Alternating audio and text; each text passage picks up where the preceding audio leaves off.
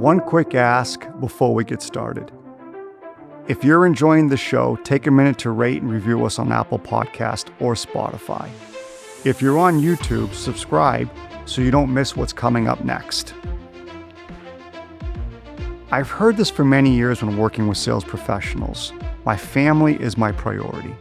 And what I've noticed across the board, those who say it the most struggle to consistently succeed the most. My opinion, based on many years of coaching, it's a well-curated and accepted hiding spot. Of course your family is priority, but I think it's important to define how you will demonstrate that. Do you prioritize the short term and choose your family so you don't sacrifice often enough and end up risking the long term and what you really want to create for them? Or do you sacrifice more of the short-term time with your family so you can create more of what you want for them in the long term? It will always come down to what you value and how you reconcile the decisions that you make. When I work with driven individuals, they are absolutely aware of the sacrifices they make, and yes, there's sometimes some real guilt included. They tell me how their family is important, their vision for how they want to provide for their family, and the tough decisions they have to make regarding where and how they spend their time. Sales is a demanding career.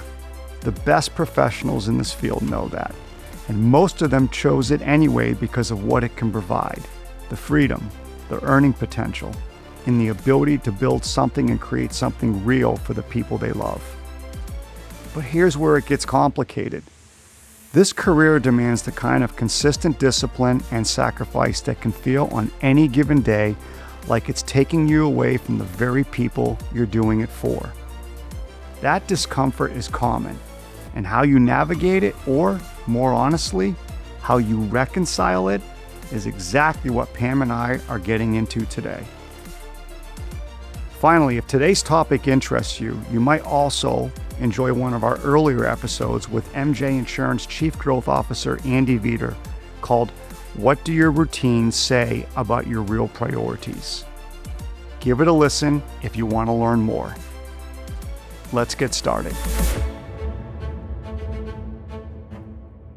If you're enjoying this episode, here's a reminder to check out episode 166.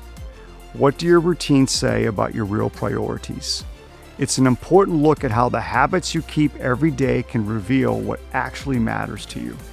You might also enjoy episode 178, Choose Your Pain Wisely, which gets into the real cost of avoiding short-term discomfort.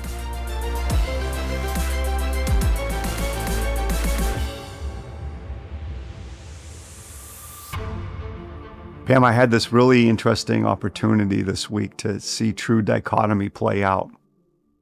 Okay. I was at a workshop for one of our clients, and we were down in Miami, and one of their top performers came in to speak to the group. Gave a really, really good talk for about an hour. It was very interesting. One of his themes was his family is his priority. He is a top performer. He is one of the hardest workers I know. And that was an interesting theme. And here's what made it interesting. Earlier in the week, I was talking to a sales professional who was struggling. And ironically, they said the same thing in a completely obviously separate industry, separate everything. They said they're struggling, their family is their priority. And I just started thinking, okay, so you have this one top performer that family is his priority. And then you have a poor performer. Family is their priority. How does that, right? How does that play out? You know, this is a subject that I like to discuss. So it's interesting, Dan, if you asked the high performer when you say your family is your priority, how do you demonstrate that? What does that mean to you? When you ask the low performer, family is my priority, what does that mean to you? How do you demonstrate that? And I guarantee you, you're going to have two very different examples of how it plays out when they say their family is priority. And Dan, you know how I feel about this sentence. How many of us truly wouldn't say our family is our priority? I mean, I've never met a human being. They might be out there, but I've never met anybody that's come right out and said that. Exactly. So I like the way you have two very different examples of how that translates into performance when you have that statement. So you and I talk about this all the time, Dan. We coach individuals who have decided to, in most cases, take careers that demand you continue to evolve, demand a level of discipline. They're result oriented field, most likely, complex fields. It's not easy. Yeah, there's not sorry to jump in, but to your point, there is not room to rest on one's past experiences. There's not room to be content and coast. It just the cultures don't allow for that. And you know what? They're great cultures, they're positive cultures. And they just don't allow for that though. You always have to be striving to see what your next best level might be in the journey that you're on. And so to that point, you take these jobs, these careers that demand a good part of you. They just do, and there's no shortcutting that. So I think there's two things at play, especially with your example. Number one, when you take a role that is demanding, requires discipline, requires a great deal of time and investment in order to be consistently producing at that level, you have to understand what you're walking into. You have to be very realistic about what the expectations are. And a lot of times, Dan, what I find, which is why you have that low performer that says family is my priority, you have rationalized and justified that the level of demand, the discipline, the time commitment is different in your mind. I didn't think it was going to be like this. Yes, I know I was told, but I thought maybe the way I had always done it would be okay here. And so now you go into these types of fields and there's a much larger demand on everything from you. And you don't know how to adjust. You don't know how to adjust in order to make sure your family is first and that you're honoring the commitment you made to yourself, your family, and your organization on this role that you took. Yeah, so I'm going to speak a little bit more candidly, if that's okay. I think for most, when they say my family is my priority, that is just them setting up a hiding spot for themselves, period, end of story. When there's, to your point, there is no one that's going to say that their family is not a priority. Here's how I look at this, Pam. There's the family that we all have in this current moment, and that is today. It is the experiences that we're having today. It is the memories that we will create today. It's the interactions that we have today. It is the choices that we make today. We all have that. But we also all have family 2 and 3 years from now. We have that version as well. So we have the present day version and we have that future version. You know what? Both are important. The present day version is, of course, trying to make sure that we can prioritize key experiences and key moments and key interactions with our family, with our kids, whether it's going to one of their events, right? Whether it's helping them with their homework, right? Or whether it's getting up in the morning, which I know a lot of my clients will try to do, and spend some time with the kids before school, maybe make the scrambled eggs and the bacon, right? Before the 10, 12-hour day takes over, right? But there's the current day experience and the current day, definition of the family. But there's the future one.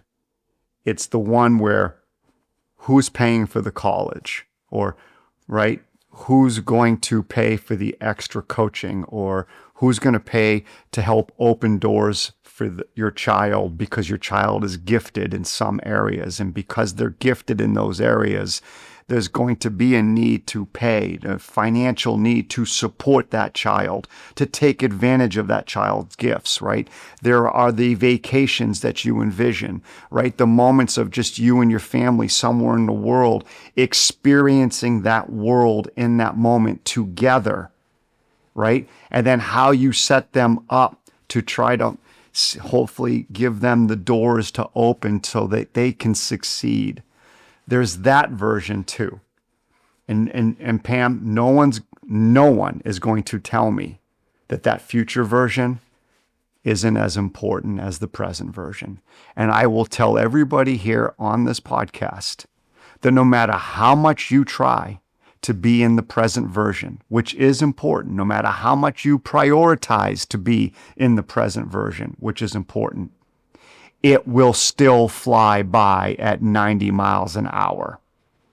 So when people say, hey, take advantage of it while you can, right? It goes fast. And when you look at those statistics that say X percentage of the time you spend with your child will be spent pre-16 years old or pre-18 years old, I get it.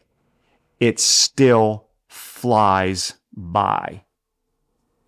And so I don't know how people can only prioritize the present, because when you do that, you are limiting the future. I also would agree that only focusing on the future will inherently, take away from the present. And you may end up creating regrets on the present because you're too focused on the future. Pam, I think it's both. I mean, it's just both. Both are important. There's never a time you're not going to have to make sacrifices. Never. There's never going to be a time as a parent and as a provider where you're not going to have to make tough decisions, and you're going to have to make them all the time. There's no ifs, ands, or buts. There's no way around it. So if you're a person that always says family's your priority, make sure you really are being honest with yourself about that. Why? How do you demonstrate it? Okay, I like the how do you demonstrate. My coach works with me on understanding quality over quantity.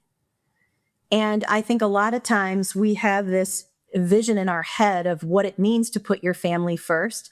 And I don't know how we got that vision and why we think it's the most meaningful way to do what you're saying. Be present today and build the future experiences I want to have with my family. So I spend a lot of time trying to understand, with our level of commitments in this job, how do I make sure my relationships that I value very much are not suffering because of my level of commitment to my work? And I got to tell you, Dan, I don't have poor relationships with my family. Jeff would tell you, he would tell you, thank God she's on the road 5 days a week. Okay. But The Pam, twins would tell you. he has said that to me before. I know, several times. I know. I can't believe anybody stuck with me for 20 years. That's a story for another day. But, I remember when I took this job with you, and you remember this, you encouraged me, sit down with your family and understand what's going to have to change and look different that doesn't allow us to feel like we are suffering as a family because I'm not going to be around as much as they were used to me being around. And that we can still be very fulfilled, extremely connected, and have wonderful experiences today and in the future if we just sit down and reframe our mindset about how we define what is it that we want to look like as a family now that the time is going to shift. How can we be more about the quality, not the quantity? And Dan, I think the other thing I would loop into this is the gratitude for what I do have in terms of time with my family. I try to be very intentional when I'm traveling about learning about others, the people that are checking me in at the hotels, my taxi drivers. And there is one very stamped in my brain experience I had in San Diego when I was picked up by a cab driver to take me to my hotel. And we were talking, and I said, tell me how long you've been doing this, and tell me about your day. When do you start? And it was so refreshing and just a nice reminder to me. He said, I start every day. I start at 7 a.m. in the morning. He said, here's the unbelievable thing. He said, I am home by 8 p.m. to put my kids to bed. Every night I'm home by 8 to put them to bed. And he said, and Pam, I get every Sunday off to be with them all day long. And so here's this gentleman that works from 7 a.m. to 8 p.m., 6 days a week. And he couldn't be more fulfilled on how he thinks about the time he gets to spend with his family.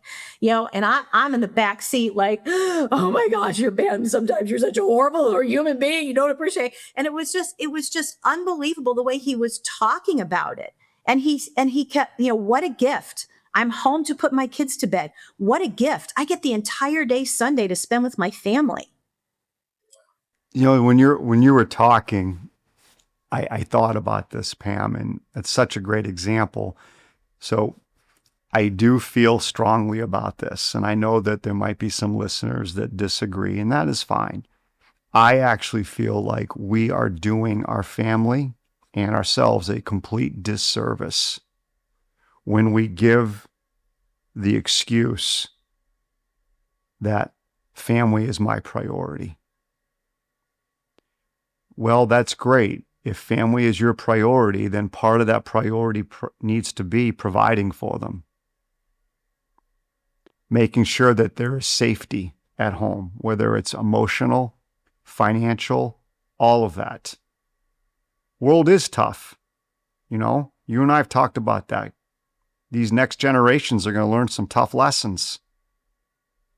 So, I think we got to be honest with ourselves on what does it mean when we say family is a priority? And I'll give you an example, and this example. So this week, I have full Monday, and I had a full Tuesday of coaching. And so I had to fly down to Miami. I took the latest flight possible after a full day of coaching. Not the midday flight, not the 10 in the morning flight, right? Not the 4 in the afternoon flight, which would have been a hell of a lot easier. I couldn't. I had to take the late flight.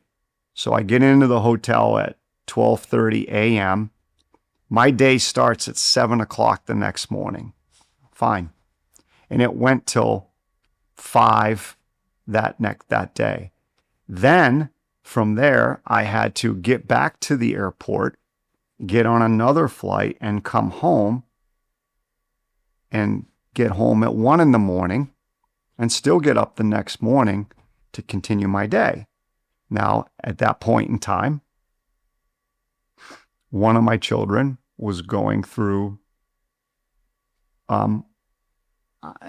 we'll say social learning, we'll call it. But it was a tough one. And it's one that none of us would ever want to go through. And we've all been through it though, and easy to empathize. And then I had this call. And my kids know that when I'm in an airport, it's tough. I'll try to talk. But when I'm in a workshop or in a coaching session, I cannot talk. And they've always known that. But I will call them at 6 p.m. or 7 p.m. or 8 p.m. or 9 p.m. at night. All right. They just know there are times I am not available. But as a parent, I knew this was a time that one of my children needed me. So I actually rescheduled the call, which I don't like to do, but it was a one-on-one call. It wasn't a coaching call. It was something different, which allowed me to do it. That call is late this afternoon now. Late, 5 p.m. on a Friday after a long week. Why? Because I had a responsibility to my child, but I also have a responsibility to the person that I had to actually ask to reschedule. And that responsibility is to make sure that that call gets set and rescheduled as soon as possible, even if it's not convenient for me, long as it meets their time frame and what they need, because I do owe them that. This isn't just swapping something for something else. This is, you have to work both. Well, and I like that, Dan, that you have, and I think this is good for all of us to put into play. Here are the things that I will not break my commitment level. They are things that if I'm committed to them, like our coaching sessions, like getting on an airplane, catching flights, I'm not going to cancel those commitments. A true emergency would have to take place. And then there's the ones where I know I can absolutely potentially change these, but to your point, it's not eliminating them. It's if I have to make that difficult decision in the moment, not a coaching session, maybe it's a one-off with a producer, then I can do that, but I still have to fulfill that commitment I made to them. It just has to shift. But I like there's the non-negotiables, that these are commitments that are firm, and these are the commitments that I can potentially change, but not eliminate. They have to change in order to prioritize something that would happen in the moment with my family. To your point, what I find with these people that are low performers that say my family is first, they're doing it for everything. Okay, they're absolutely doing it for everything. Well, this happened, so I'm canceling this. And there's not that, hey, here's the things No that, boundaries. Yeah, no boundaries. Good word. Yeah, there's no boundaries. No boundaries. Everything's just a free for all, and they make the decision based on how they feel in the moment. And whatever that is, it's always going to be, hey, my family's first, my family's first, my family's first. Well, you know what? Again, I'm going to be a little bit of a hard ass here. Good luck with that. Let me know how that works out in 10 years for you. It's got to be a balance. And Pam, I love the way you said that, right? It's have some non-negotiables. Absolutely. Have some priorities. Absolutely. The present version of your family is important and they do need you. But so does the future version. When I think back of this high performer, one of his messages was that he would double down. He gave this great story about his family and his wife being in labor, and that this demand that was on him to be at this meeting that was a huge meeting halfway across the country. He was at the city for the meeting. His wife went into labor. He found his way back to his wife in the hospital. She gave birth. She looked at him. Thank you for being here. Now go back and win that deal. He got back on the plane, flew all the way back across the country, hadn't slept in like 36, 48 hours or something, right? Prepped with his team. They end up winning the deal. Not there and then, but over the next few weeks. Okay. Yeah, he took care of the present and he took care of the future. And what was funny was, he made a joke of it. He goes, yeah, my paternity leave was 48 hours. And nowadays, I guess it's paternity's 4 to 6 months. Oh, so true. Yeah. So, I get it. Times change. People have a right to look at things the way they want to look at it, and they have a right to prioritize. But don't prioritize as an excuse because you don't want to push yourself, okay? And you don't want to get uncomfortable, right? Don't don't use family as an excuse to shield yourself from that. Well, Dan, you and I also talk about this a lot. You have to evolve your relationship with time. You have to get better about how you use your time. And you and I get to see people each and every day that waste precious minutes of their days and weeks because they're not efficient, they're not disciplined, they're not consistent, they're not planned out. And so you and I both have very good examples of sales professionals that, because of their relationship with time and the dedication they put into understanding how to utilize time better, never feel like they're sacrificing anything because they know how to use this valuable gift of time to accomplish everything that's meaningful in their life. Yeah. Well, what recommendations would you give to, and I'll even say it, I I do wonder, Pam, if females might feel it even more sometimes because of that innate motherly instinct, where Absolutely. the mother instinct is to take care, but there's a lot of very strong females out there where they also have the provider instinct as well. And there's probably conflict. So maybe what advice would you give? I would say the biggest thing for me is, what is it that you are, first of all, you've chosen this field. Why? What are you demonstrating to your family as a result of taking on this role that is going to demand more of your time away from being that caregiver, the mother? But number two, you know me, Dan, I want to teach my children by setting the example because I do it, not talk about it. And to me, that's the biggest thing, is if you can just keep reminding yourself of, again, especially females, if I want my children to understand what they're capable of and what that looks like, I want that example being provided by me. Whether that's what you're working, staying at home, and I want them to see what it looks like to have high levels of discipline, consistency, a work ethic, humility, kindness. I want to be that example. I don't want it to come from others. And so I want them to see me learning new things, evolving the way we work with them, redefining quality versus quantity, all those things. So that's what's most important to me, is I want to be the example. I don't want that to come from anybody else but me. Yeah, because our kids watch us. They learn more from what they observe from us over time than any of the words that we try to share with them over that same time period. When I think back of that high performer again, right? He understood that he was going to need to make sacrifices, but he brought his family into it. He brought his wife into that. He brought his children into that over time because he wanted to be there in the present, but he also knew he wanted to provide for the future. And so for him, it was his ability to reconcile both and bring his family into the fold, which made it easier.